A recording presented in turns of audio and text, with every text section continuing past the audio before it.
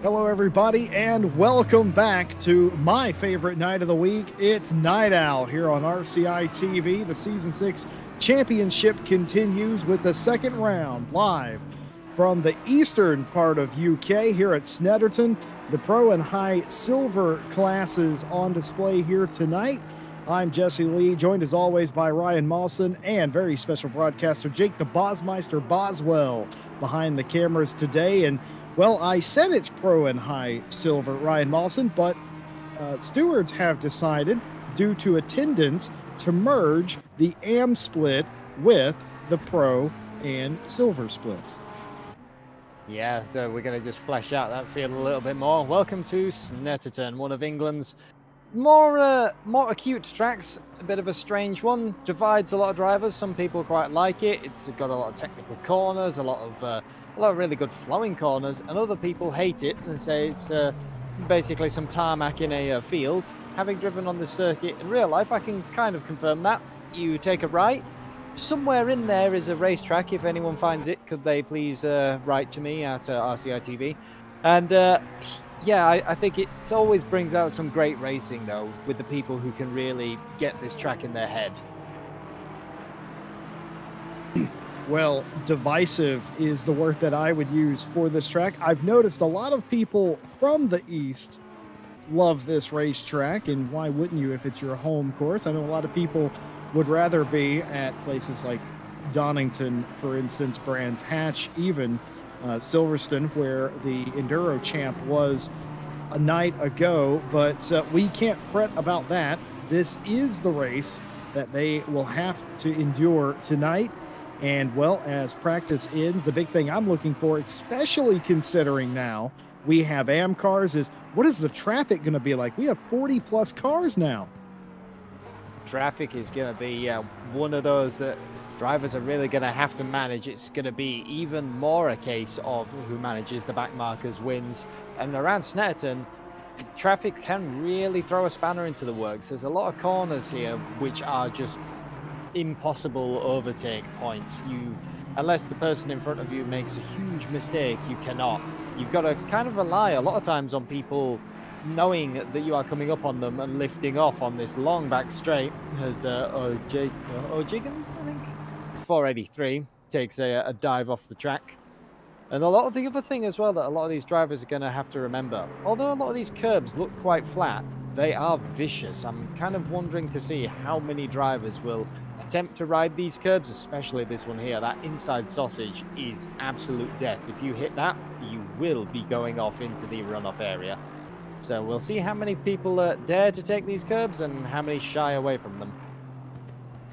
I can tell you something. The first time I had ever heard Snetterton and the first time that I had ever ran here was in a BTCC car from sort of the old era. It was, I think it was a Shedden car, in fact, as well. And the first thing I was told was hit every curb you possibly could hit. And then I started driving GT cars here and I was told avoid every single curb. So I had to completely relearn the racetrack. It's also, it's not a very hospitable racetrack either, with a lot of sudden corners after high-speed straightaways.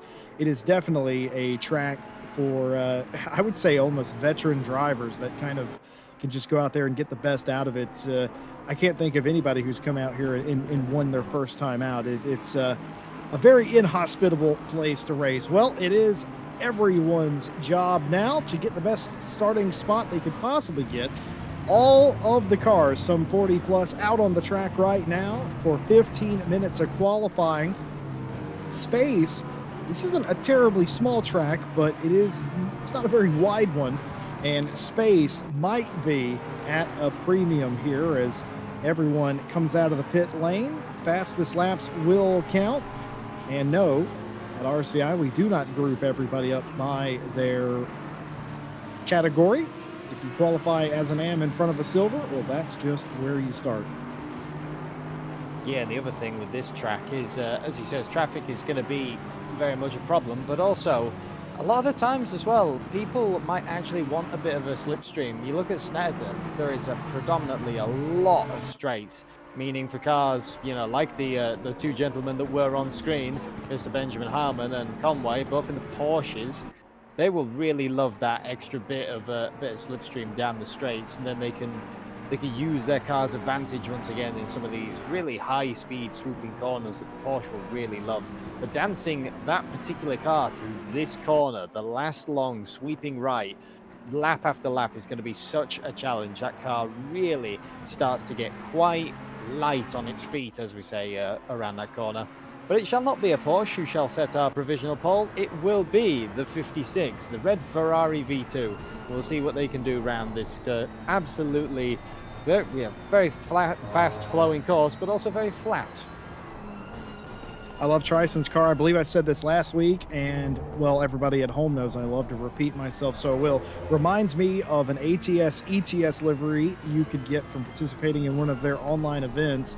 And the reason I'm so fond of that is because it's usually the paint job I use in ATS and ETS. And that's what this particular Ferrari reminds me of. So Trison has a fan, despite the fact that this is only the second race I've ever commentated on with Sebastian Trison in it, as far as I know. But the red Ferrari V2 continuing all the corners here, named after famous racing drivers for the most part. I say all of them, most of them. There is, of course, the formidable back straight that he's about to hit. That's called the Bentley Straight. And I actually asked, I was down in the stewards box, of course, by the way.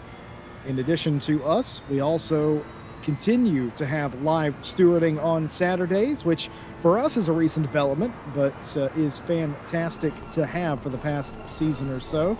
But down the Bentley Straight and, well, the final couple of corners here, and almost like a NASCAR speedway, this section here, just going the opposite direction. You want to get and carry as much speed as humanly possible. Set yourself up for the tight right-hander here, and then the very, very blunt 90 left. That is the front straightaway here, and you completely go off the track. Easy to invalidate if you go too far. I don't know if Trison's done that, but we're about to find out. And he is going to set a lap of 148, but that was invalidated. And in fact, looking at the timing screen, there's a lot of invalidated laps out for the first lap. Cold tires around here are an issue. You really are, losing the grip. And then it's as well with that final corner, like what I mentioned, I think last week as well, with the Imola problem that a lot of these drivers face, is that most of this track is either straight lines or kind of swooping corners. You don't really put much heat into the tires. Right up until that last long, drawn-out left-hander, you can just see the left side tires cooking, and they are screaming in agony. And with the 29C track temp as well that we currently got, that also won't be helping them. So tire management will play a factor into this at Snetterton. And yeah, all the corners you said, named after famous racing drivers. Every corner that comes here is very hard for me because there are no markers at all, and that's kind of what a lot of drivers they pry on is some markers. And as we see Max Payne as well in the big red GTR going a bit wide. That last corner also easy to run wide at. No markers. You come flying around that right-hander, and you hit with basically a dead stop. Yeah, it sure is. It's such an awkward track. And speaking of being awkward, a car up in front spinning and spinning out again. And that's pretty much what you get here at Snetterton, isn't it? You get a lot of very tight corners. The cars do not want to run around this racetrack. And I always said if this place was twice as wide, it would almost be like a Formula One track in some respects, but it isn't. It's got that old school feel, but very, very tight, and it is an absolute monster. Nobody, whether you like it or not, I don't think anybody comes here going, oh boy, my best shot to win is here. Tom Otte for the A-Team Porsche in the 696 goes pole, a 45.543, the quickest time thus far. And here are the way they shake out. The silver driver on provisional pole so far, Benjamin Heilman in the 796. He's going to be the better part of 3/10 behind him, and Jan Savalainen is 4/10 off in third place. And, well, Snetterton, not the track we go to a ton, but it does always seem to provide close qualifying. Close qualifying, the difference in BOP as well. Obviously, this track runs with the British GT variant, so a lot of the drivers who kind of get used to certain aspects of their car are then once again, completely thrown a new leg, as the cars can often quite change with the varying between IGTC standard and the British GT. The other thing you said, Jesse, if this track was any wider, I know a lot of drivers here who will already say that this is not wide enough for two GT3 cars a lot of the times when you're trying to battle too wide through sections like this, like the bomb hole, which, yeah, I've seen plenty of people try that if they get a better run out of that last corner. You want another really scary thing here? Is that they run truck racing here often. Yeah, they sure do. Here's the thing about British circuits is it doesn't matter what you race in the UK, you will race it at any given track. And they have truck racing in the UK as well.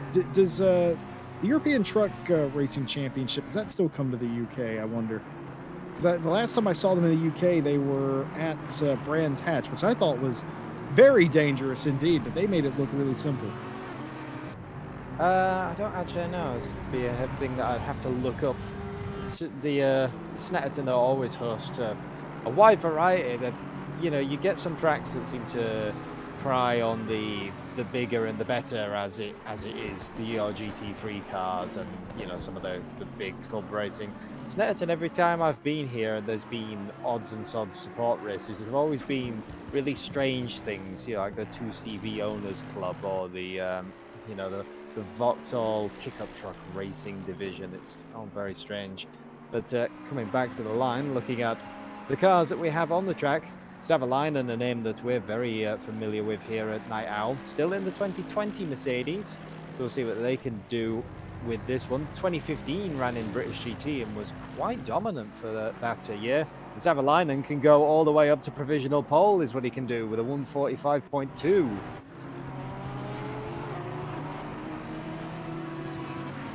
You were talking about races that they do here.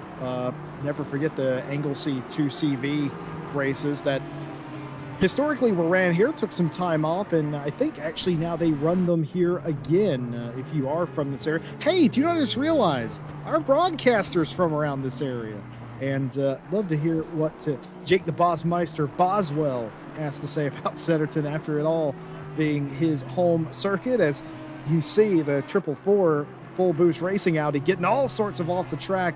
That's not only going to hurt your time, it's going to hurt your confidence. And he did. He applied the full boost, even though that car is NA. He was foot flat to the mat. It's and back into the pits we go for the 444. They call that commitment, Mawson. Yes, I was just gonna say sometimes there's commitment, and there's the moment where you should have backed out of this a long time ago, but you're still doing it. I've driven around this circuit in real life a couple of times. There is one thing I will say that the game doesn't quite portray. That bomb hole section where you have the sort of the banked dip, that is actually quite scary in real life. It's much more of a hill than you think it looks on our broadcast cameras. It just looks like a small dip. You really get shoved into the seat, and well, in the case of what I was driving, an old Volvo, you feel the suspension sort of creak and groan underneath you. Samir Foch is another name that we're quite familiar with now in the Night Owl. Seen him in numerous cars. He's managed to get into the top 10, a mere 0.987 off the mark. Just having it confirmed that they in fact still do run the 24-hour 2CV race here, and just did it a month ago. Of course, we are watching the chat as always with the live comments. We love to hear what you have to say. Harry Conway going 5th fastest, a 45.927, still just a bit off the pace of Savalainen, with the 45.291 being the mark to beat. Audi a quarter of a second off, and I'm not too sure Savalainen is safe just yet. 29 degrees C on the track. It is pretty toasty indeed, and a nice 8-kilometer breeze that appears to be blowing. Yes, it is a tailwind down the Bentley Straight, as it would turn out, so that will do nothing but help them down the straightaway. It'll hurt them, though, into that tight chicane, certainly. Here is the top qualifying AM car. This is Philippe Vinici, and here the thing about the AM cars is we've not seen them this season, Mawson. This, of course, race 2. Their splits merge with us. They have their own championship going on, as does Silver and Pro. They just happen to all be in one split now, so I don't know what their championship looks like at this time. And I was told by the stewards in pre-race they did not have the time to merge all the championships on the standing sheet. So unfortunately, post-qualifying, we will only be able to bring you the Pro and Silver championship standings. But as it stands right now, Vicini is winning the battle for pole and hits the abort button on that lap. Yeah, like I say, it throws a bit of extra mix into the race, having the AMs as well. Flashes out the grid a little bit, and it'll make the traffic just that little bit more interesting. And coming back up to the line for the 28, got a little bit of tow off the Ferrari ahead. Can he improve? Coming up to the line, Harry Conway can, up until 3rd position, a 145.6 on the nose. Then Savalainen now must be thinking that time is looking less and less safe. Porsches here are quite dominant. The amount of speed that these cars can carry through some of these corners really are great, whereas that Mercedes is, a big old school brute, big heavy V8 engine up the front. You manhandle that car around, where the Porsches, you sort of tap dance around them. They're very, very skittish. What I want to know though is then, because of that, each car that is going to have its own problem. I think the Merc might suffer with tire degradation, and the Porsches are going to be, can you keep it on the road as that fuel keeps draining out? Well, here is Madre in the 911, which is a McLaren in this championship. We had somebody in chat yesterday, Mawson, saying how only Porsches should have that moniker because it is confusing. Well, don't tell British Racing that, and the 911 does go in the 8th place position, for that being a 46.197. I'm just going to ask you, partner, what the dominant car you reckon would be around here. And, well, there doesn't appear to be a specific pattern, but Porsche has more inside the top five than anybody else. So I guess you're onto something. It might be Porsche. I think the Porsche is really, really good if you can get it dialed in. I think that's the ticket with it. A lot of the corners really want to upset it.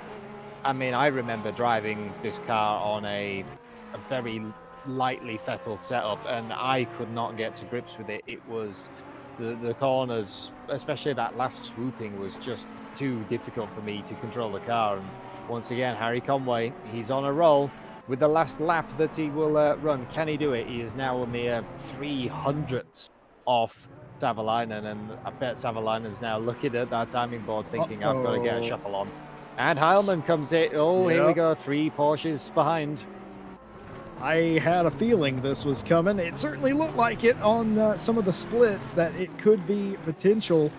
There was potential. Olivier Kierten coming to the line of the 38 in 11th place will go to 9th with that lap. 46.167. Not bad out of an NSX around here, you have to say. Max Payne, by the way, in the 966 Nissan, all the way up in 6th place as it would stand. Well, here is the championship leader after one round.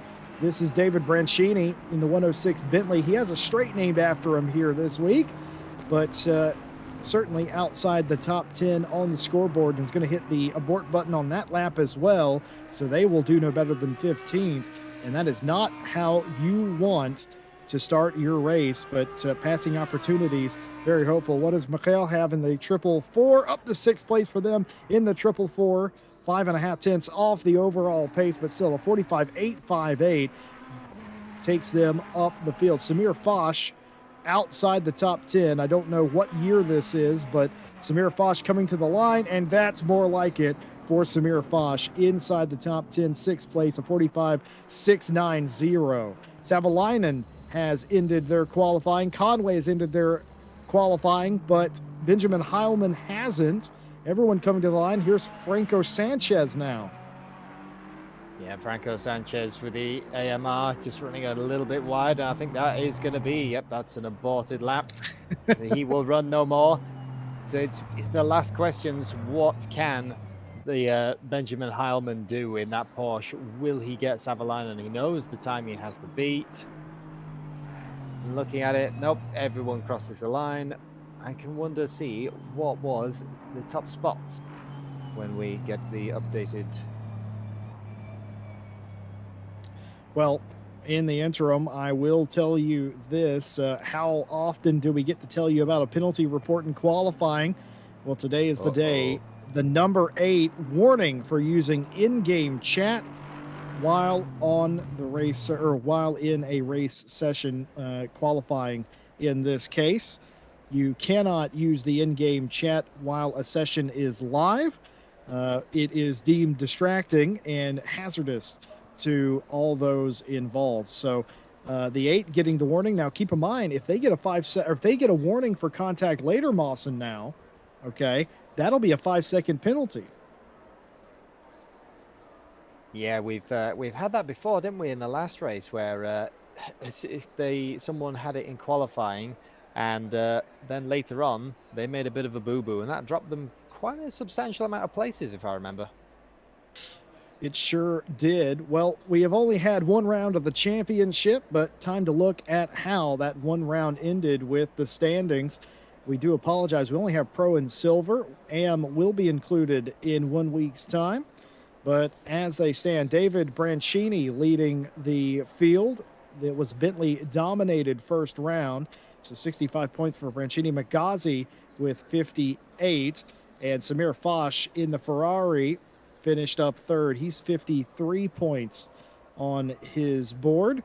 Alex Rogers and Harry Conway round out the top 5. The top 10, the back half. Pierce, Stakecki, Ipek, Michael Heilmann, the top 10, all separated by 1 position's worth of points, being only 1 round run. Behind them, Kierten, Brunier, Lavallee, and Zubek are the only ones still taking part in the championship at the moment in pro. Moving right along to silver, Ben Norton was a standout in the number 6 McLaren. He took the top points for the silver class. Harasser and Wojak were the top 3. Behind them, Pimlott and Leader round out the top 5, just separated by 1 position, of course, like everyone else. Tryson, Reisner, Anderson, Blizzard, and Collins are the top 10. Behind them, these are the drivers that have a little bit of work to do in this championship. Alvito, Flamger, Audi, Jelinek, and Sanchez are the other silver drivers. And of course, there is an AM championship going on as well. They will join us for the remainder of this championship. But due to them being bumped up quite close to the start of this race, we do not have championship points. So I'm going to say they're all winners. Yeah, that's a fair assumption. We can say that they're winners now because they have the fun and excitement of being with the rest of the field. It's sometimes just a little bit boring, isn't it? If you've only got a handful of people, you know that you're still racing everyone in your category, and whoever's in front of you or behind you, if they're a different class, doesn't matter. It's just a little bit of a bit of extra niceness, and I mean for Bassini in that 18, showing really what they can do, out qualifying some of the silver drivers who have already been in the Night Owl sort of top split, as we call it. So yeah, well done to the 18 for them. Yes, indeed. Well, I don't know if the 18 was the one that won the first round, but they certainly are looking good at this time. I might actually be able to pull up the results from the first round and give you guys a rundown of that at some point in the race as well. Also, just want to give a shout out to all of the stewards that are with us today. Had to bring in more stewards. First of all, Jake Boswell was going to be helping on stewarding. He had to come in and help on the broadcast, filling in for Nick Setnick. Also, a shout out to Andrew Anderson, who was doing the same for us in the broadcast booth. He was supposed to be in this race today, and he pulled himself out to help us on the broadcast. So thank you to all of them.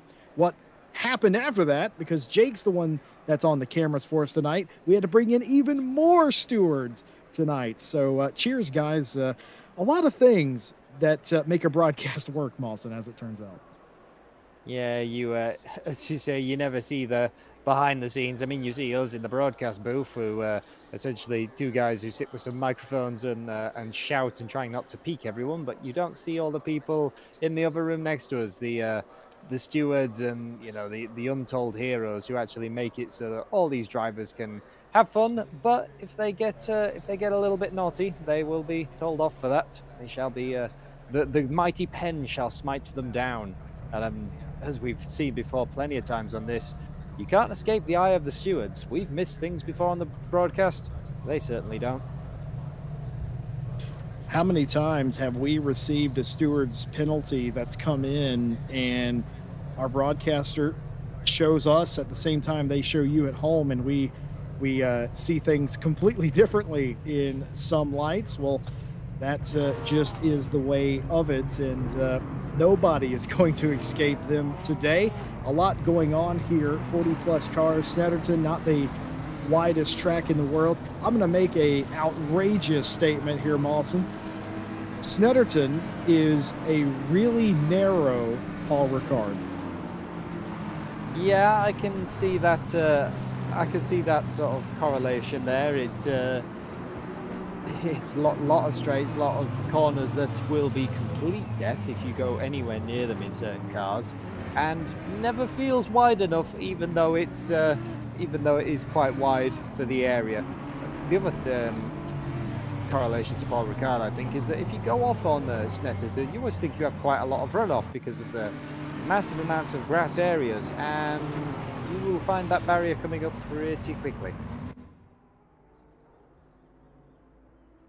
Tom Bryan has joined us in chat. Not only has he clued us in on his feelings of Snetterton, not a fan apparently, he's also praying that this doesn't go particularly nasty for the opening couple of corners. I know it does have a history, this particular track, of not having the cleanest opening couple of laps, so all good luck in the world to them. Matter of fact, I do have the results of race 1 from the AM class, apparently.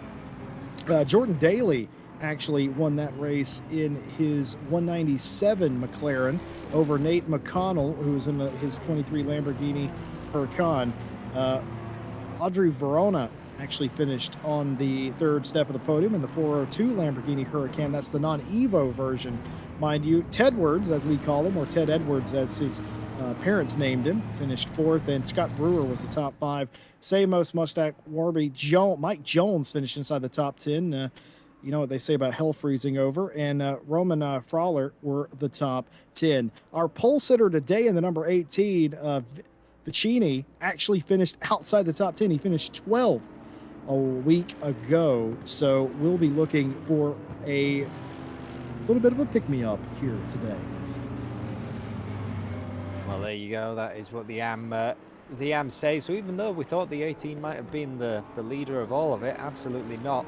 But how many times have we seen that in RCI events, Jesse, where Silver and AM is always just such a show right until the end?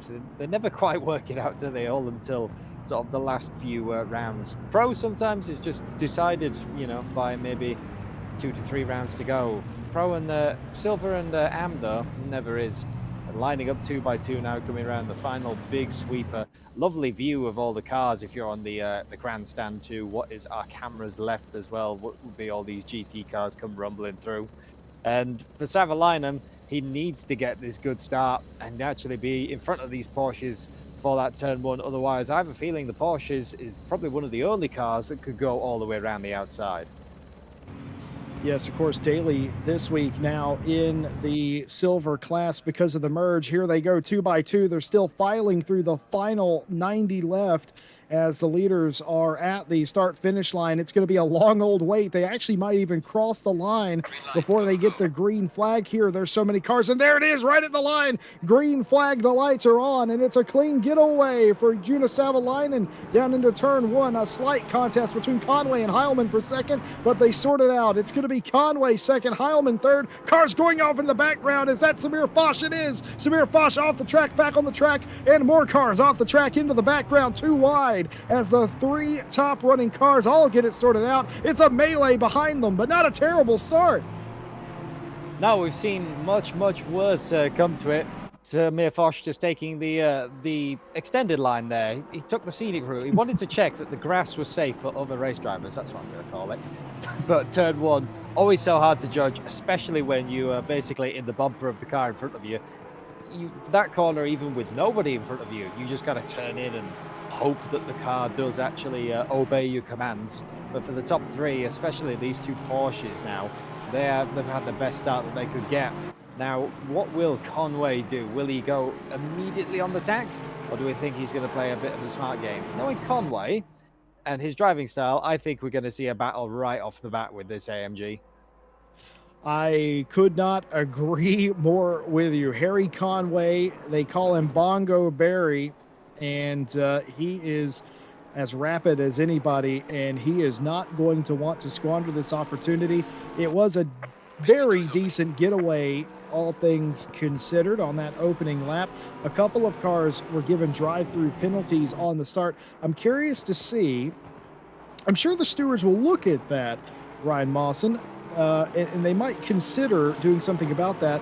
But they also might let it stand. Those drive-throughs are almost certainly from being out of position on the initial start. But if they were in the corkscrew, oh no, there's a crash coming into pit road. Look, someone's come a brick coming into pit road, and that pit road is a bit of a dangerous one. You come in, the board is so late, but many people brake early, and there's going to be an Audi up the inside of Max Payne. Not to be. The 444 backs out of it at the last moment. Still, now he's under attack from the Ferrari. That's the 131 of Pierce going up the inside. Can he make it stick? It is a long old way that the Audi's still trying to hang around. Eventually concedes the position. Thomas Pierce moving up the grid. Can I just say the best way to get a pass done here is to lay a fender on somebody, and I do apologize if you find that a bit rude. I refer you back to what I was talking about in qualifying. The first time I ever ran here was in British touring cars, and in an ancient old sim that nobody plays anymore. But I digress. That was how you passed. You used the old punt to pass button. Very effective. Chrome horn, as we call it in America. It cannot be. And, I was going to say, it cannot be realistic though for that sim, because if it was real British touring cars, after you need to engage in a fisticuff fight with the other driver in the pit lane. Well, we didn't ever do that, but there were several instances where people insinuated things about my my mother and my family. So I think I got the full BTCC experience. Sebastian Brunier, who started at the back half of the top 20, is actually in 14th. So they've managed to come off better here at the start as a car completely goes off. Was that a Rasser? I think that might have been a Rasser or Daly. It was one of the two of them, certainly. It was Daly. That had to have been Daly in the 197 that just completely shot off the course, and it was. Yeah, the 197 taking the wide line. That corner, though, when you're on cold tyres, and obviously the other thing that we haven't quite talked about, which is always a curveball in Night Owl, the pit strategy. Some of these drivers could still be on quite a heavy fuel load. Cold tyres, long pronounced right-hander, and heavy fuel load generally are not a combination that I would want in any car. Giving it to where you put it in a mid-engined car that requires that you go through the corners with some speed to generate downforce, aka the McLaren, it's not really a happy combination at the start of the race, I would say. But the McLarens are one to watch for when they get sort of in their happy zone, the tyres have come up to temp, fuel load's burned off, and they can really start carrying some of that speed again.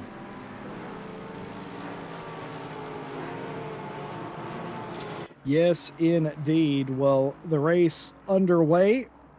Cars already flying off the track. We didn't really talk about that too much, but the penalty of missing the corner here is that you just kind of fly off into the ether. There are a lot of opportunities to do that, and there's a lot of grass to slow yourself down in. I almost prefer it to a gravel trap. That is, of course, unless you have a runaway car situation, then nothing's going to slow you down except the sand trap. So they've been able to somehow here preserve all of the grass. Just look at it. Look at that camera. Look how much grass Jordan Daly went through a lap ago. That's where they came from, all the way back there. And, well, I mean, it dropped them well down the order, perhaps even out of the top 20. Yeah, I believe so. They're sort of all the way down. Olivia Curtin as well, still managing to battle off Max Payne with that 966. I think that where the GTR really shines, you can see through the corners, it's a little bit of a lumbering beast. The NSX, even though it is no slouch in a straight line, as we've said numerous times, and we've seen it at tracks like Bathurst and Suzuka, when they take the restrictors off that car, it absolutely flies. But the GTR, you can't really say anything about Godzilla. It's always had some straight line speed, even though it is sort of like driving a two-story block of flats. That is quite scary when you see them rocketing up towards you in the mirror. I put the GTR in the same boat I put the Bentley. They look unnatural. That's the word I like to use. They unnatural. You got all these, $100,000 sports cars in the race, and they're all low, very aerodynamic looking thing. And then you have the GTR and the Bentley, and they look so out of place, but they're very competitive, even on old BOP in the case of the GTR, looking really good. Marine in chat cracked me up, said that was surprisingly not bad, not restart worthy, so that's a plus. I think you and the stewards agree. Well, yeah, I was going to say, if we've not had, the back half of the field completely destroyed, then I'm going to call it a success. We only had a few cars off, if that. And they managed to rejoin. And speaking of few cars off, look what I've done. It was me. It was you last week, Jesse. It's me this week. I have said going off, and Nathan McConnell has gone off. Yeah, I've done that to my fellow RCI staff member there. I didn't mean to do that, but Nate McConnell just getting it a bit wrong, trying to run out the chicane here. Had a car to his inside, in fact. And, oh, no, he didn't do that. That was the car behind him. There was also a car off as well, a McLaren who went, my word, how far did that McLaren go off the track? Because that McLaren entered stage right. Yeah, I was just thinking the same. I was like, was the McLaren part of this accident? Is that what happened to Nathan McConnell? No, the McLaren was apparently just hiding. He had stage fright. He didn't want to be in the main camera, but when the camera moved off of him, he was like, I can rejoin the circuit now. It's all good. I'm going to try and do this for Thomas Pierce. He's driving a course for the Daba Die 131 Ferrari team. And I did that for you, Thomas. Let's see what we did there. Yeah, it's because he's blue. Abadi. I'm gonna start feeling old now when I actually remember having that song on like a really crummy like USB stick MP3 player back in school days, and the quality of it was sort of somewhere between potato. And here we go to why that 444 Audi again.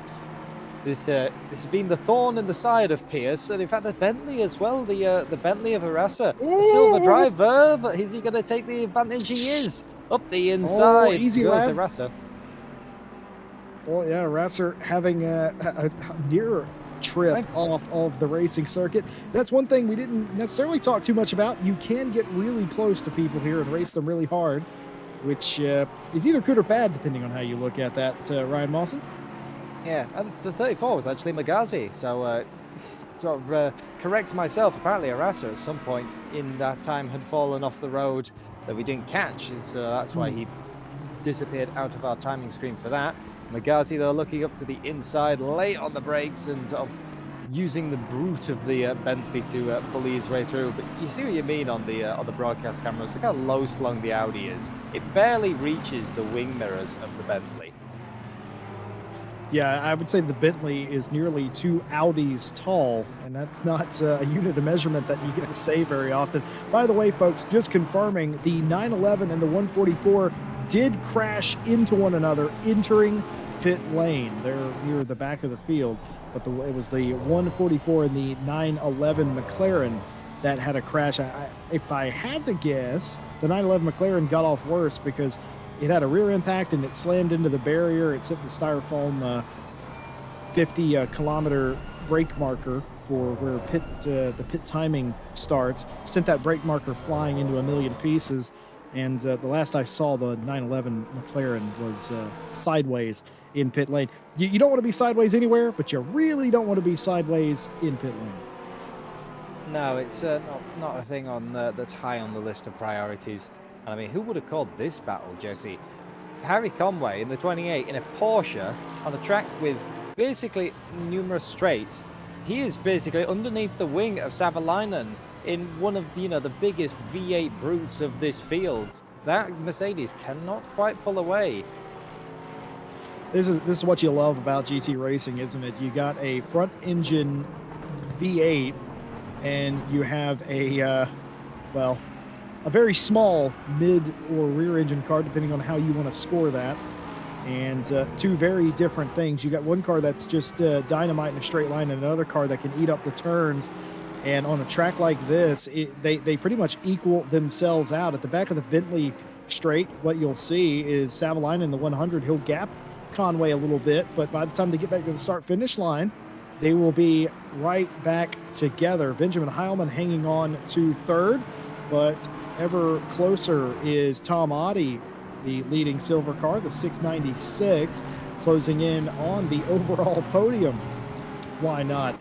Artem has taken the lead in AM in the 414, Mutztak in the 44 in second, and Vicini has fallen all the way back to third after starting from the pole position. Here it is Matt Artem, American United Racing, in the 414, putting everybody on notice here today. Yeah, absolutely. The 414 going for it in the AM category. We thought that the 18 might be the dominant force with how big of a gap that they had in qualifying. Was so good, yeah. Obviously not having their day, but they do still have that pit strategy as well. And I did have a quick look through the paperwork that we've got today as the 38 goes off. It's a big one. It's the top 10s. Top 10. Several are off. Is that Rogers? Was Rogers involved with that? I don't know. We'll know in the timing. That was not Rogers. That was a bright blue Ferrari that I've not seen. It definitely was a Pierce or Foch, because Foch is a white Ferrari and Pierce is the Dabba-dee Dabba-die. Was no, the 18 Do we have a wasn't. replay of that, I wonder? That was a very strange one. Yeah. So, yeah, definitely a car was off, and that caused evasive action from Olivier Kierton in the 38 Honda, where they added an extra chicane onto their chicane. It's Pit My Chicane. What we can confirm, Jesse, is that was a yes. It happened. Now, yeah, So- we'll have to keep an eye, see what shuffles up as the timing board is still there. We go. IPEX now coming back up the field. One of the drivers who have already done their mandatory pit stop. The pit stop requirements this week is just a fuel.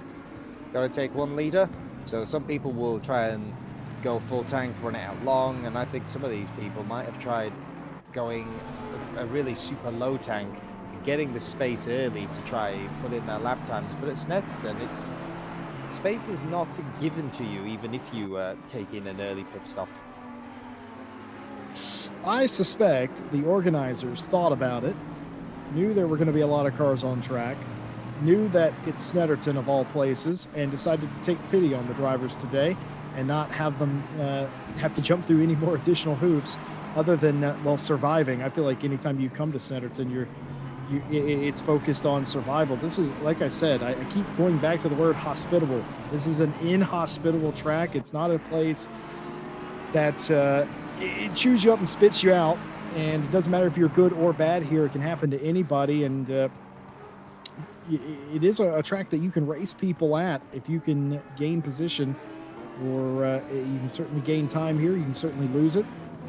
And speaking of which, couple of more cars off. Is that Trison again? It is Trison again. Sebastian Trison in the 56 going off the track. That's the second time in as many laps for Sebastian Trison. I wonder if that's set up on that car, or perhaps just trying to get every ounce of performance out of that 56 Ferrari. Yeah, though I'm wondering if it is a bit of a Ferrari trait, because we've seen a couple of the Ferraris having a bit of a slide and a bit of random moments here and there. I remember the 224 of IPEC, where he's coming up onto the back of what is essentially this train that we're looking at, and even his car looked a little bit twitchy. So maybe the mid-engines are not liking perhaps the heat, perhaps the current fuel load. Tom Bryant, head steward, chiming in that the steward's box reckons that was Thomas Pierce, who we saw a lap ago go off Mawson in the final corner. It could have been. Maybe my eyes are deceiving me. I thought it was a lighter blue, but I'll have to get my glasses cloth out again. Well, if he wasn't blue before, he is now very blue. Abadi Abadai. And once again, you saw when that Ferrari ran over the curbs there, it wants to twitch this way and that way. I'm wondering if the Ferraris are struggling. And speaking of struggling, Zubek off the road loses the position there, but manages to, well, the important thing, keep it on the road. Was that Tassopoulos that just passed him? I think it might have been. So position lost there. And here is Grayson Hopper in the 55, who is, let's see, 1, 2, 3, 4, 5. He's 6th in the AM class right now, running all by himself. Looked like there was a little bit of damage on that car. Looks like there's a little bit of damage on Mac as well in 66. I think you're going to see a lot of that here near the back of the field. I think some of the backfield are carrying a little bit of how do we call it, battle scars. I think that's the word I'm looking for. Just some souvenirs of Snetterton. At the back of the front of the pack is Porsche on Porsche, mano a mano. Silver versus Pro of Tom Ottey and Benjamin Heilman, and neither of these guys have managed to ditch each other. But the other thing that we do have to remember, Jesse, and we've said this a couple of times because of the driver, Alex Rogers isn't a million miles away. You can see him there in the background in that 119 Aston Martin. He often comes alive at the end of races. He will sort of sit there and quite happily just run his pace. And right when you are not expecting it, or right when you've given your car everything and you're all out of puff, Alex Rogers will just come sailing by you. That is Rogers' staple. I was thinking about Benjamin Heilman too while we're looking at him. He's our resident Porsche expert, is what I call him. If I have any questions about Porsche race cars, specifically GT3s as well, I defer to him on all accounts. I've learned more about Porsche racing from Benjamin Heilman than I've learned from any of my various collection of racing books that I have. And that is a hobby of mine, by the way. I do collect racing memorabilia, including historical books and sort of lap tallies. I've got several old lap tallies back when they used to have like a chart, and then you just mark off a lap every time they come by. How old school is that? I've got a couple of those. But Porsche, huge history in motorsport, and probably one of the best in the field at driving them, running third as Ted Edwards saves himself from going way off the line there.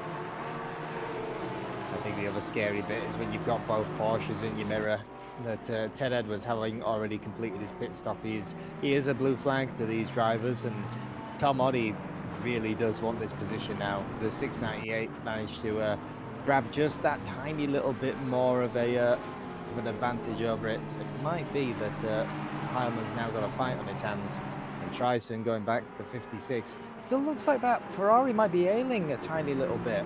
He's now been sort of swallowed up by this mini train with IPEC in the middle as well.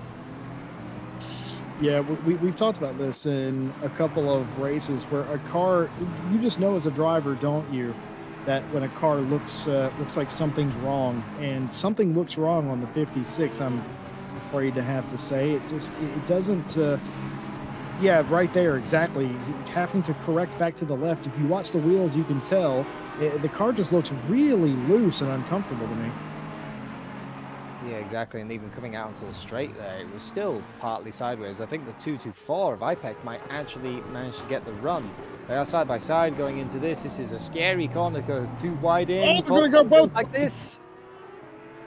Oh, watch the rejoin, boys. And they all make it safely on this occasion. It's going to be 2 positions lost for Sebastian Tryson.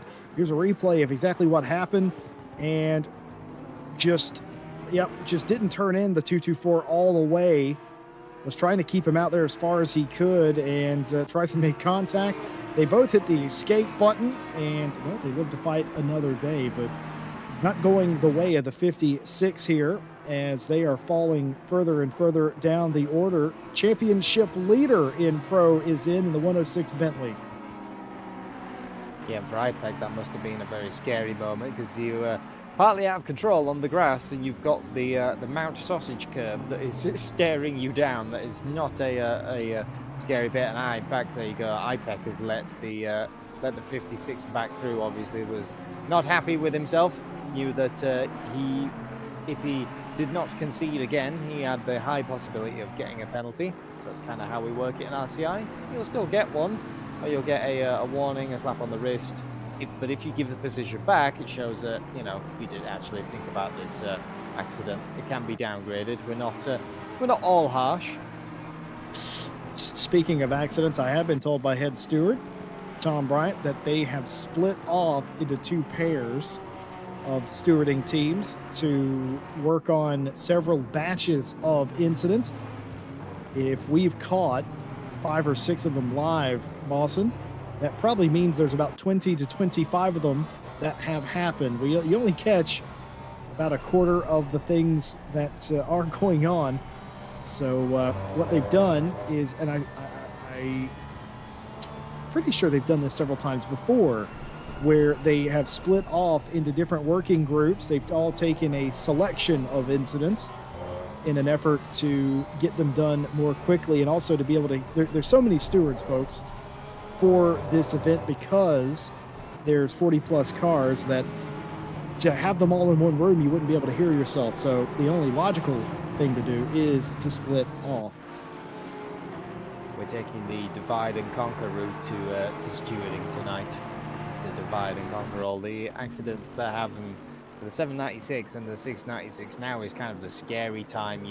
We're now into kind of deep traffic. We saw one of the Ferraris once again getting out of the way, but for the 696, that compromised them getting onto the straight that tiny little bit. But then for the 796, coming down the straight, you have more back markers. It's now a case of you have to calculate every overtake and every moment that you know you're going to lose time at, because if you do it wrong, the Porsche behind you will just happily take that space. And 696 looking really, really strong in the silver class. They haven't dropped off at all yet. They sure haven't, folks. You might want to stand up, get the blood flowing for this one. This is going to take a minute. Drive-through penalty for car 52. Brakes too late into turn 1, taking out the 706 and the 70. 5-second penalty for car 70. Doesn't hold brakes after spinning and spins the 706, who then was hit when they rejoined. 1 warning given out for each contact. So 2 warnings result in the 5-second penalty to car 70.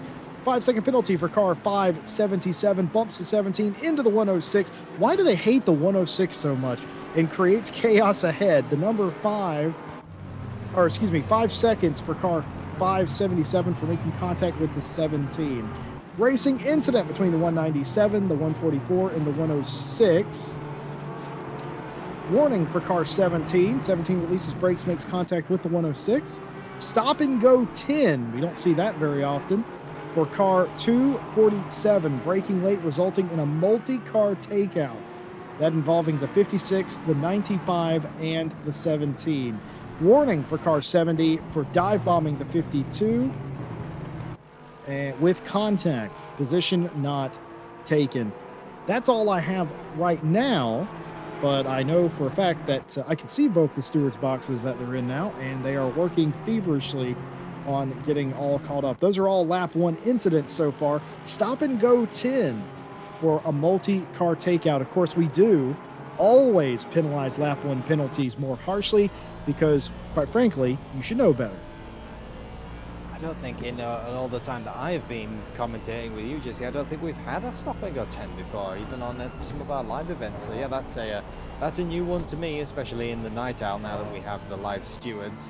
And well, looking back on the onboards at the front of the pack, here comes the Alex Rogers. This is not a few that you definitely want in your rearview mirror. The menacing the AMR as it is, the V8. Slow out the corners with that turbo lag, but you cannot underestimate the driver behind the wheel of that car. You sure can. You said it earlier, pal.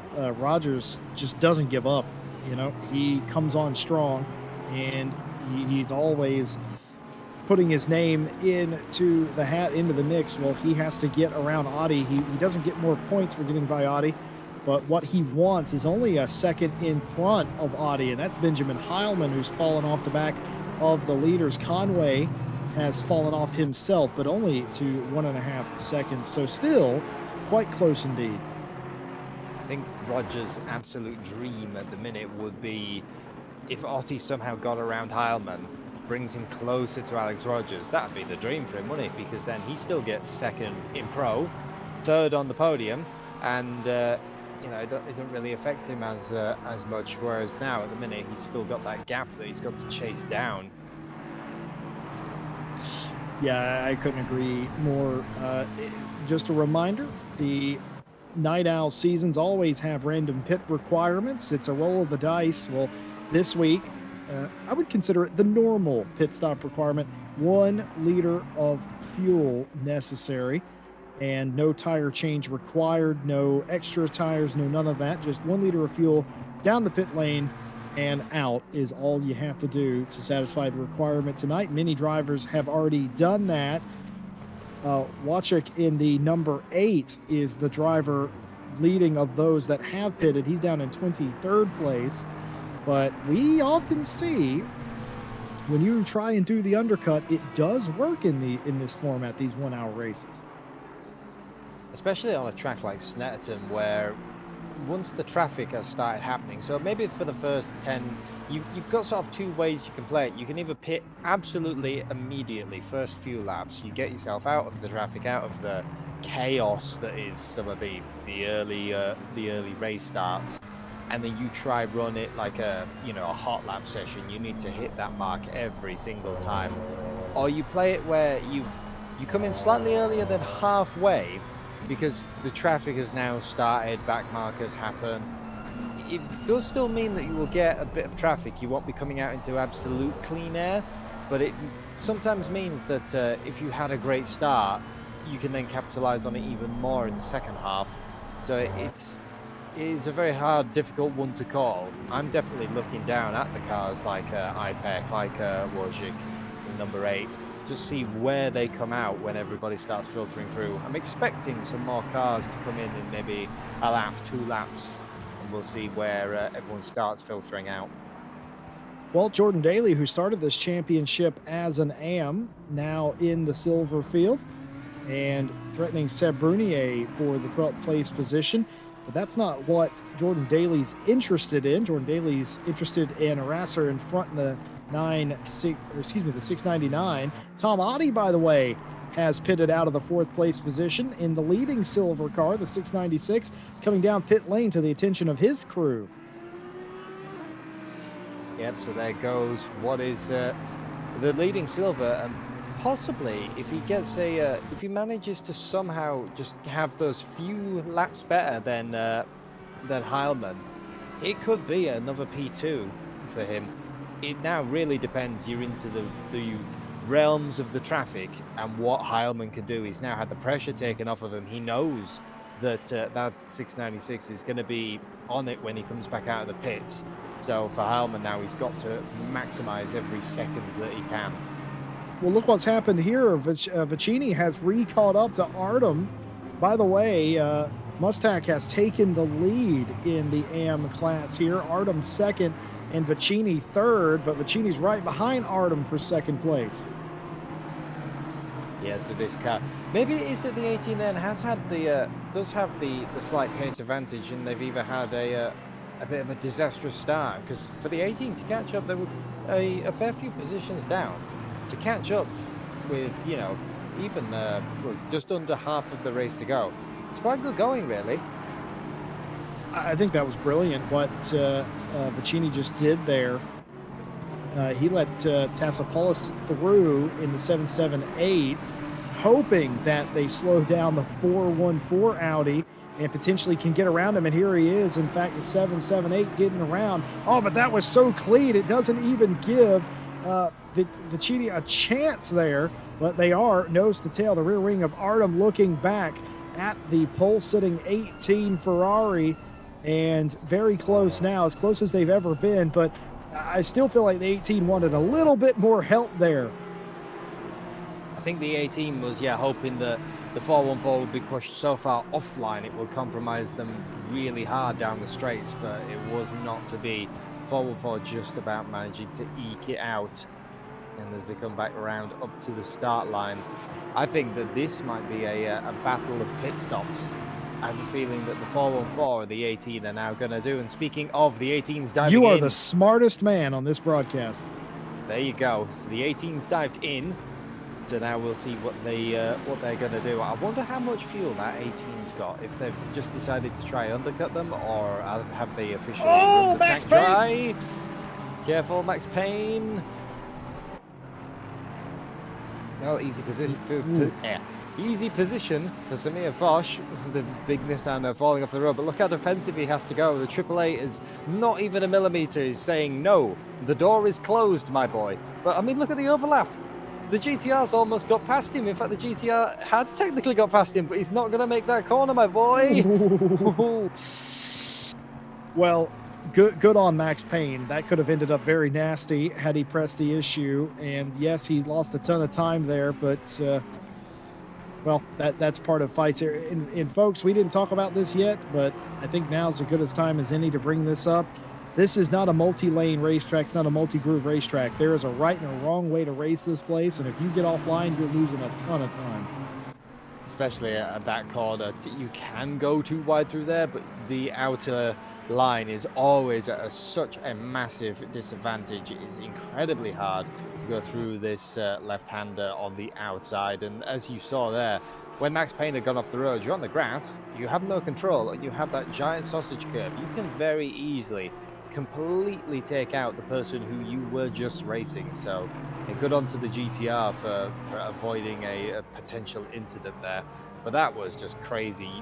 Got onto the straights. It looked like the GTR was at a disadvantage of the run, and it just blasts past the Ferrari like it's standing still. All right, Ryan Mawson, we've got to the halfway point of the race, and as you know, it's time for a little breath. Everybody take a breath here. We're going to talk about the disqualification that just occurred. But if anything should happen while I'm not looking at the monitor, Mawson, please do interrupt me. First of all, I just want to thank all of you for spending a little bit of your Saturday night with us here on RCI TV. We appreciate you, and we hope you're having a great weekend wherever you are. And a big thank you to all of our partners, Race Department, AK Informatica, Driver 61, Fanatec, and Sim Racing GP for everything they do for us. You can get 25% off driver coaching at Driver 61 by using our discount code. That in the description as well. And please also feel free to use our Fanatec referral code. It helps us out and may even help us pay some of the bills, keep the lights on around here as well. Doesn't cost you a single extra penny. And all of that taken care of, it is now time for some penalties. 5-second penalty for car 778 for avoidable contact on lap 1 with the 23 and the 17. Racing incident between the 55 and the 88. No further action for minor contact between the 444 and the 131. 15-second penalty for car 483 for braking too late, touching the grass, and taking out the 55. 5-second penalty for car 483 for an overtake with contact position not given back versus the 70. No further action for minor contact between the 52 and the 55. Warning for car 56 for a dive bomb into turn 12 on the car number 5. 15-second penalty for car 483 for braking late, taking out the 889 into turn 9, position not given back. Warning for car, you guessed it, 483 for an unsafe rejoin around the vicinity of car 889. No further action for minor contact between the 52 and the 56. 5-second penalty for car 778 shunts the 23 wide, resulting in position loss. No further action for minor contact between the 131 and the 444. Disqualification for car... Mawson, you have a guess what car that might be? Is it by chance a 483 in the Audi? I'm going to take that answer for 200, Jesse.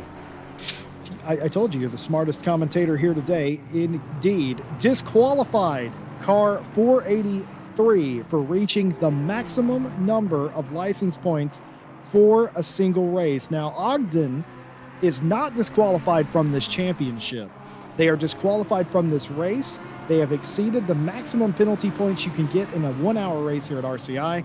They will be allowed to continue in the championship, but they will take no further part today. 15-second penalty for car 56 for taking out the the 483. Racing incident, minor rubbing, as it was given to me, between the 34 and the 444. I'd love to hear Connor explain to me what minor rubbing is. Minor contact. No further action, minor contact between the 56 and the 70. 5-second penalty for car 307 for taking out the 22 with position returned. Warning for car 307. Waits on the racing line, causing contact as a result. Racing incident between the 8 and the 247. Small shunt with minor consequence. No further action between the 95 and the 17. No further action, minor contact between the 70 and the 56. 15-second penalty for car 55 for taking out the 70. 5-second penalty for car 144 for brakes and stopping on the racing line and causing contact with the 247. I'm out of breath. I was going to say, do we have a stapler to staple all these pieces of paper together? I think we've cut down a small... Our staple budget is through the roof. yeah, feel sorry for us, ladies and gentlemen. We're almost out of staples. Do you know what's interesting about that, Mawson? I was just thinking, I thought that race was pretty clean up until, that point. And the stewards, their language was different. It's like, well, it wasn't terrible, but it wasn't great. And I was wondering what they were talking about. Well, now I don't have to wonder anymore. Yeah, well, what did we say though is that, we catch a couple of 2 or 3 on stream, but the eagle eyes of the stewards, you can never ever escape them. To be honest, when you were reading all that out as well, I think we might have a few more. There was a bit of what I would call door bashing into turn 2. I think a Lamborghini and one of the other cars had a bit of a nibble at the other drivers. So we'll see what comes of that. But busy day in the steward's office. I'm glad that we brought in the extra troops, as it were. Can you imagine if we had a small team That tonight? was No, you're right, Mawson. That was a smart move by the entire stewarding team, and they're down a steward. Jake Boswell, our broadcaster, was supposed to be with them, not us, tonight, and extenuating circumstances. Absolute team effort there. Get everybody in the right places, and rather unfortunately, something that I don't think has happened maybe 1 or 2 times.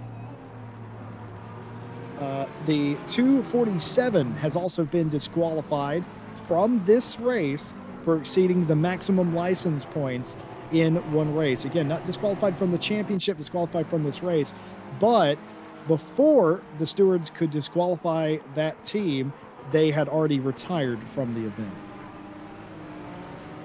Yeah, so everyone's Snetterton is one of those tracks where if you don't get the flow, it is very hard to pass, and I think a couple of people are maybe trying to force the issue of the passing, and it's coming undone for them. Well, it's not coming undone for Harry Conway, who has managed to stay very close indeed to the lead group.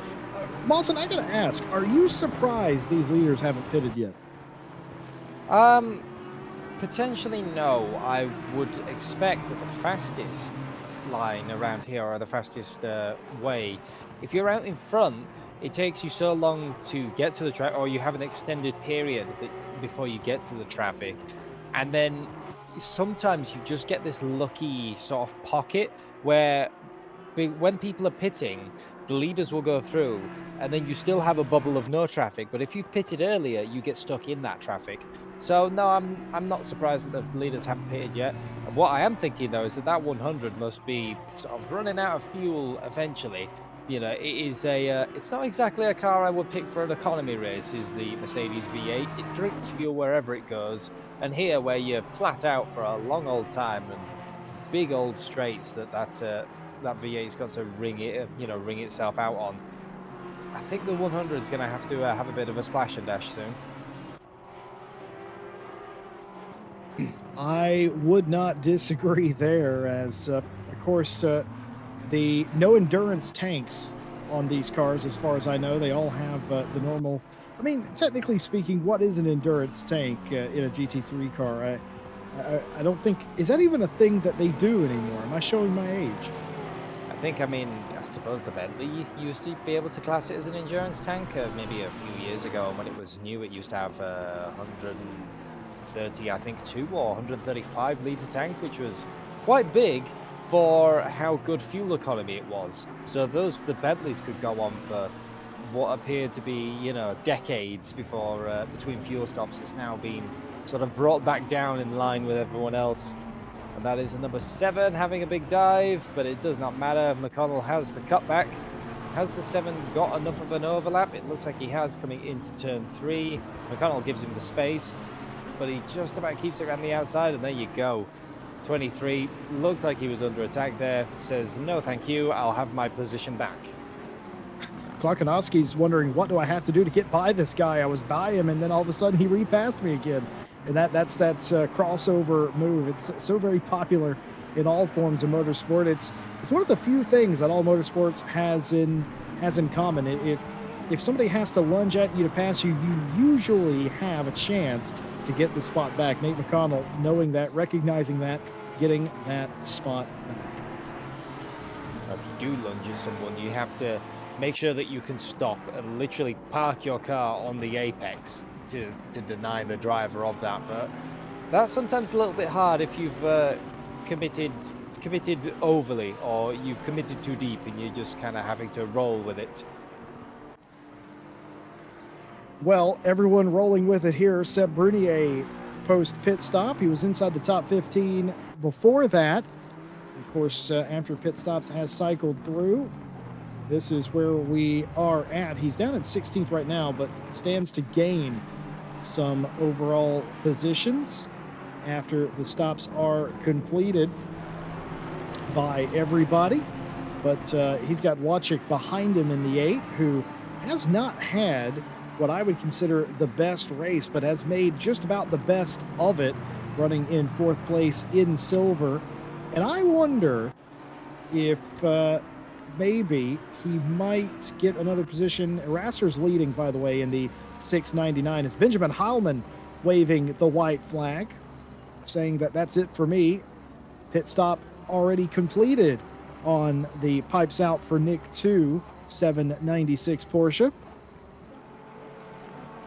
And there goes that. Now, what I was going to draw your attention to, Jesse, Tom Oddie must have had a really bad stop, or has had a bad outlap, because Rogers has passed him. And not only that, but Rogers has got 4 seconds ahead of him.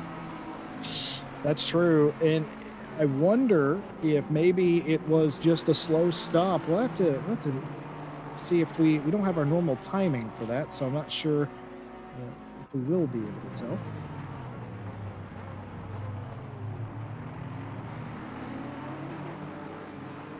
Well, there you go. Had it confirmed in our ear by the broadcaster. Tom Oddie's stop was 25 seconds longer than his fellow Porsche driver of Benjamin Heilman. So that is why he's been shuffled all the way back here now. Now that car, I don't know about you, JC, through turn 2, that also looked a little bit dicey. Yeah, certainly we've got some walking wounded cars out there. You'd hate to think something happened to Audi on the pit stop. Maybe they had damage from a previous contact, repaired it, but that's 25 seconds. That's a lot. So,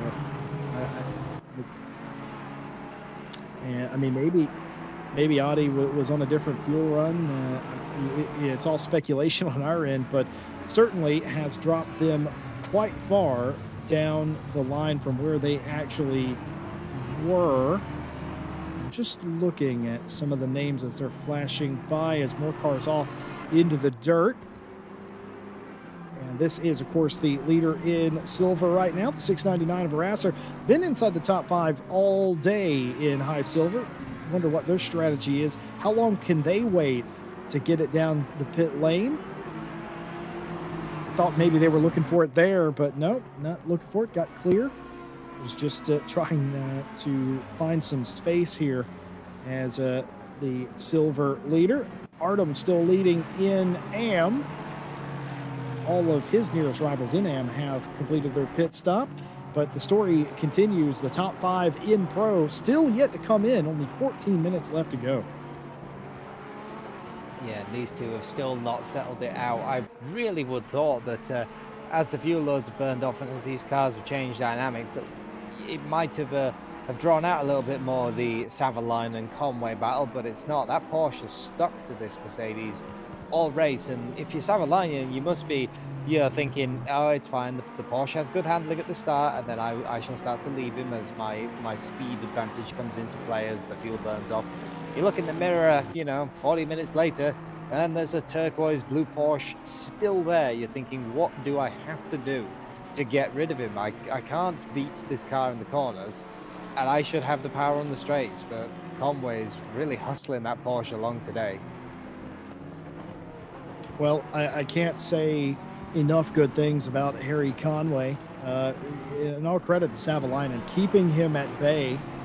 But Harry Conway with the Triple R team, and our own broadcaster said that Harry Conway, quote, got to me and made Jake the Bosmeister Boswell get involved with more racing. I was definitely surprised. I was working a GT4 race earlier in the week. Jake Boswell was in there, and I'm like, where'd this guy come from? He had all but given up on ACC racing at one point, but I hear a lot of stories like that.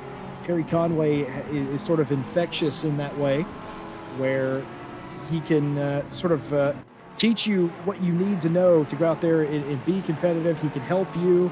And he's always doing that. The man loves to race, Harry Conway. There's just some of those drivers that are born to race. I know quite a few that there's people who come and go from ACC, and then there are the people who that is their whole sort of goal. And the people like that who put in what's the word I'm looking for? The time and the enthusiasm and everything, they really do show it on the track. And weirdly, a lot of those people that I know, 4 of them are Porsche drivers. So maybe that shows a thing. Maybe that when you are a little bit crazy and you put so much time into ACC, you can finally drive the Porsche. Maybe that's where I'm going wrong. Oh dear, Jordan Daly has the scariest thing you could ever have in your rear view camera. Of course, no mirror in the McLaren. It is a camera, and it is full of Max Payne GTR right now. I mean, look at the wing of the McLaren is literally bonnet line of the GTR. I think the only more funny picture that I have ever seen is this year's Brit car, where they've got those tiny little Pragas, the single-seater sort of LMP style downforcey cars that are about the size of a shoe, and there is a 2015 GTR still running in that. And I mean, can you get chalk and cheese any bigger? The wing mirrors of the Praga don't even reach the headlights of the GTR. That's how small they are. Boy, that is that again, as somebody who used to mainly drive that GTR, it is a big old girl, but it is a fun car to drive. And Jordan Daly said no thank you there effectively. Yeah, which for Daly still don't really. It's a position lost overall, but it does not affect his championship at all. Max Payne's trying to think of the bigger picture, because Thomas Pierce, he is for that 131. He's coming out of the pit lane there. We can see him on the left side of the screen as the Max Payne GTR flies down the straight, and he's got him easily. So there you go. That is Max Payne. Payne is flying here. Past Tom Pierce now. Can he catch up enough? Don't think he will be able to get all the way up to Alex Rogers in the time that he's got left. The position for Otti, he might gain 1 more overall, but not in his class. Yeah, but it's remarkable to see that 966 as quick as it is. Harry Conway in the pit lane here, pitting out of the second place position. I was curious who would sort of flinch first or come down pit lane. Well, Harry Conway is in. Nate McConnell here as they come by the pit straight, trying to get a gap on the 778 right now. This is a battle for position.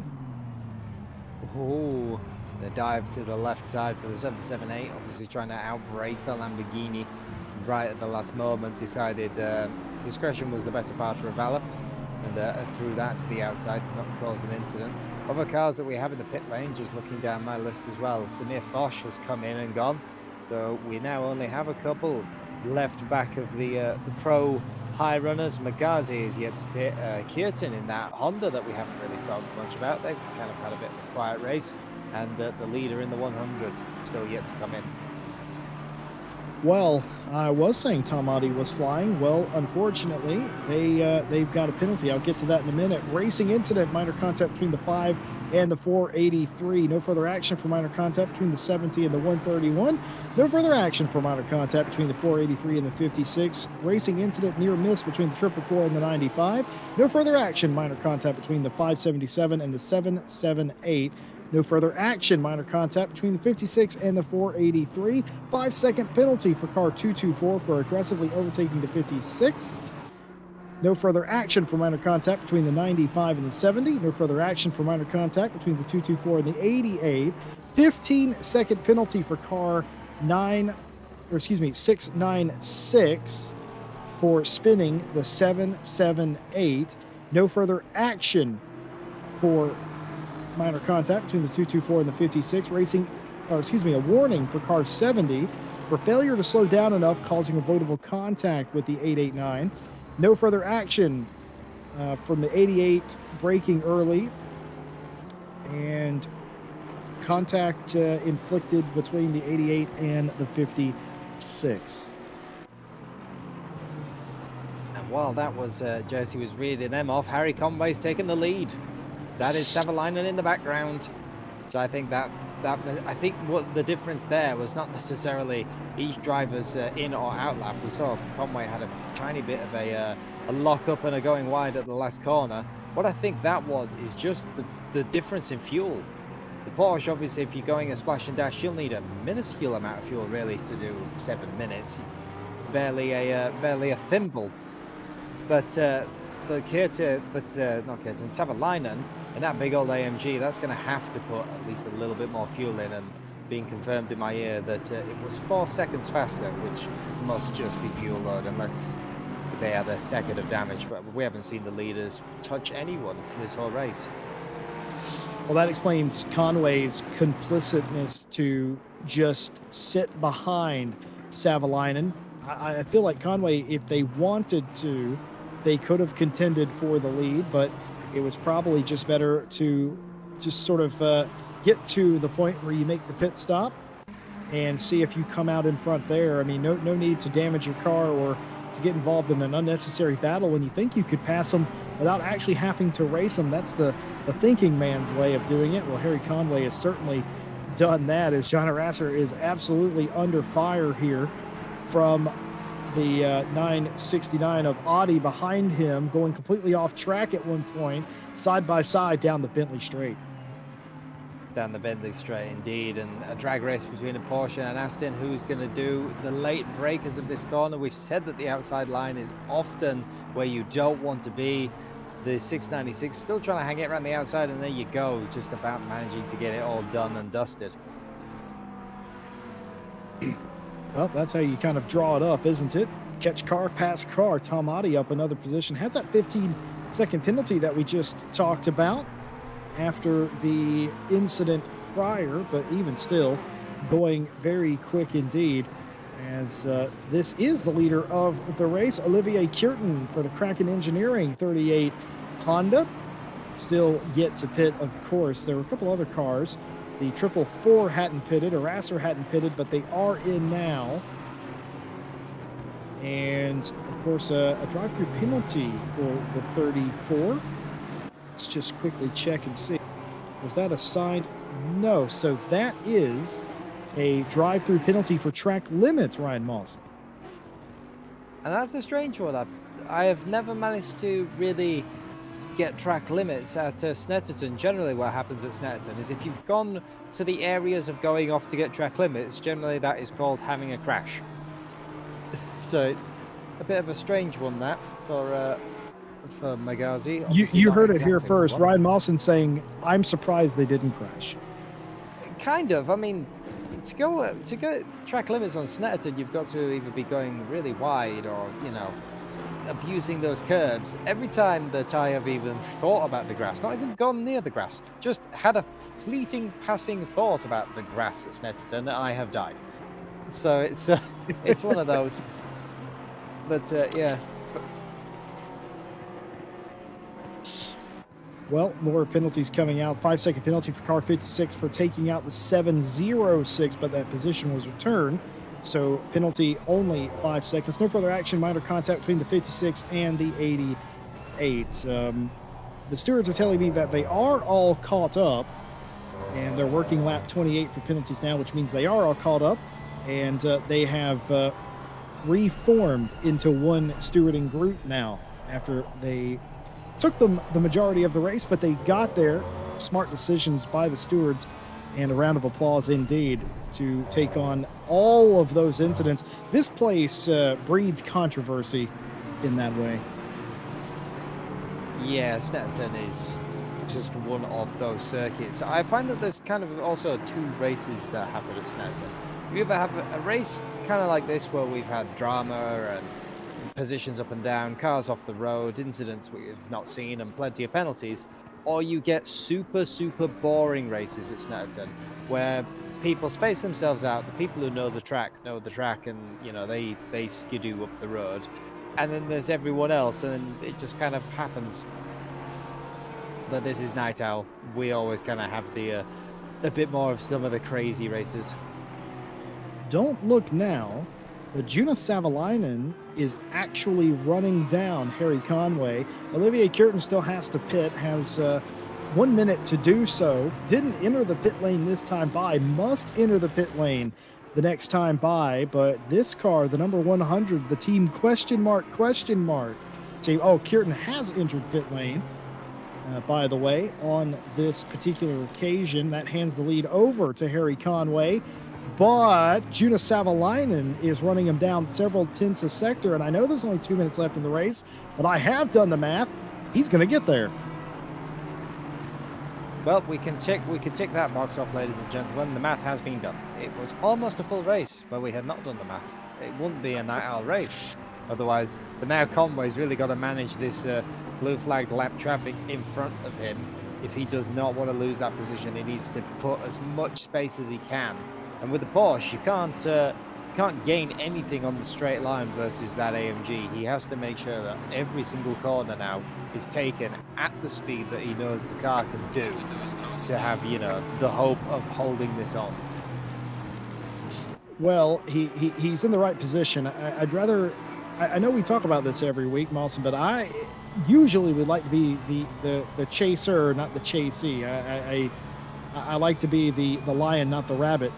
This particular track, I would definitely rather be the hare, because it's so difficult to pass here, and it's so easy to defend if you really want to get a good defense on, that I'd rather be that. Savalainen is going to have to step it up. They are coming to the last lap. The white flag in just a corner or so. Within 2 seconds now is Juna Savalainen. Benjamin Heilman in third, just keeping you updated. Tom Otte is leading in the 696 in silver, and I'm pretty sure will get to keep his 7th place as well, as he has a 15-second gap on the 444. So not only will he not lose the win in silver, he won't lose a position overall either for Tom Otte in the 696. Rasser's looking like they will finish in the 2nd place position.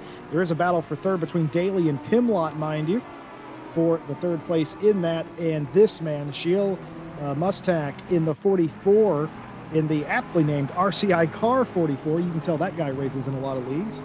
He is on the march and has been on it all day, and looking like the one that will end up winning in AM here. Vicini, all respect to him, was nearly outside the top 5 in AM at one point today, but has climbed all the way back into 2nd place. And Artem in the 414, who led in AM, will have to settle for 3rd in that class. But this is the battle, not quite as close as Savalainen would like. 1.8 seconds the gap. He's dragging it down as that AMG. It's getting there, but I think it's just too little, too late for the for Savalainen in the 100. He's managed to hold Harry Conway off this entire race, and unless something tragic happens, I think it will be the 28th day to shine. And that is entirely just knowing your car. All Harry Conway had to do was just stick himself and glue himself to the bumper of the 100. The AMG needs more fuel per race. We know this. Everyone knows this. And Porsche has managed to clench it on a track which is basically a straight. I mean, how many people would have called this riding the final corner? A bit of a scary moment with that Audi as well for the final time. Harry Conway's going to come across the line here and win it here. Race 2 for Night Owl Season 6. It's Harry Conway winning the race. Juna Savalainen will finish 2nd in the 100 and only was about 1.5 seconds behind at the time. Benjamin Heilman starts 3rd. They will finish 3rd. That's another impressive podium for the two Porsches. Samir Foch will finish 4th. And Kierton inside the top 5 in that Honda. An excellent run. Rogers will complete the top 6. And then there's this man, Tom Otte, the A-team. Well, he's certainly been the A-team today.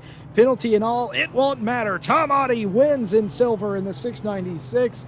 And what a run it was for those guys. John Arasser will finish 2nd place, it looks like, in the silver class. But before them, the 444 and Max Payne and Pierce will be your final inside the top 10. But this is the battle for the final podium spot in silver. Jordan Daly has it. Neil Pimlott wants it. One more chance here. Well, for the 197, can he hold it off? The Aston Martin looks to the inside. It's going to be a drag race, but I think the Aston Martin's turbo lag, the one fault of that car, the 197 covers off the inside, and at the line, it's less than a tenth of a second between them. That's about as close as it could possibly be. Sahil Mustak is going to be your AM winner in the 44 Porsche, getting it done. It was a three-way battle, you have to say it, in AM today, but the 44 just outlasting them there. Winning that, the 18 of Vinici, who sat on the pole, will come all the way back to finish second. An excellent job in skipping over the curbs with Harry Conway there. Can we call it a celebratory skip? Is that what you do in your Porsches after you've won the race? You take them for a skip. But yeah, what a race that was. Don't put that car in a skip. You might want to put that in a museum because that was a heck of a race. That was so calculated by the 28 team to just sit there in second place, be about a second behind all race long, have a quicker pit stop, take less fuel, manage the gap to the checkered flag. That's calculated. Bart Macha might have had a hand in that. That was so calculated and a well-earned victory there. By the way, Artem in the 414 was the final podium spot in AM. Results confirmed and appearing on your screen now. What a race. You know, people give Snetterton a lot of stick, but that was an excellent race. Yeah, and that's like what I said earlier, sometimes the tale of two races that this track can befall. You either have monumental close races that are full of drama, excitement, and up and down, like exactly what we've had today, or you've had the races where everyone spreads out and all of these cars look very dirt splattered now, I will say. They're going to definitely need a wash after this. I think that's all of the dirt, the road grime, and the bits of rubber being flicked off everywhere around this track. Well, folks, what a race it was. Ryan Mawson and myself will be back with you in 1 week's time. And since we're in Britain, I reckon we just go to Donington.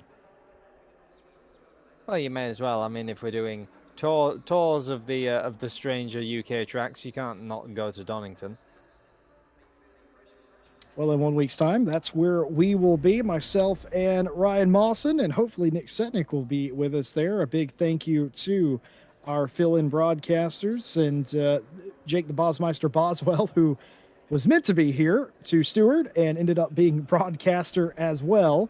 We do appreciate that and the monumental effort for our stewards to keep this race nice and tidy. They've done an excellent job in that as well. Yeah, credit to them. It was not exactly an easy night for them. I think we were looking through some of the small text messages that we had. By the end of it, a lot of them were saying, "Can we get off this wild ride, please?" But hats off to the people behind the scene, and hats off to any of the drivers today. It's not an easy circuit to race at. If you cross the checkered flag, well, you know, you've made it, as it would be called. Well, folks, if you want more RCI racing action, well, you're never more than a few days away from it. We invite you to like, subscribe, hit the bell for more RCI action. The Monday Championship starts again on Monday, that being brought to you by Joshua and Ryan Gill. Jake the Bosmeister Boswell is going to be in the box for that as well. Behind the cameras, those guys, that series kicking off this Monday. And on Thursday, the continuation of the GT4 Thursday Championship with Josh and Tim.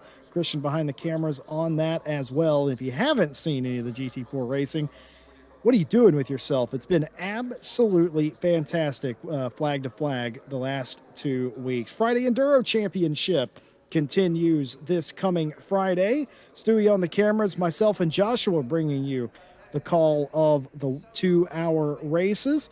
And of course, Ryan Mawson and myself will be with you in 1 week's time at Donington for the continuation of Night Owl. What will the pit requirements be? Well, we won't know until the day of the race. On behalf of myself, Jesse Lee, Ryan Mawson, Jake Bosmeister Boswell, the entire stewarding and staff team, we thank you for watching. We'd like to thank all of our partners that make this race and every race possible.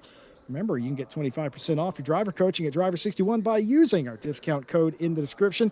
Join the Discord, sign up for races, subscribe, don't miss anything. We'll be back with you on Monday. And until next time, have a good night. And we'll see you at Donington.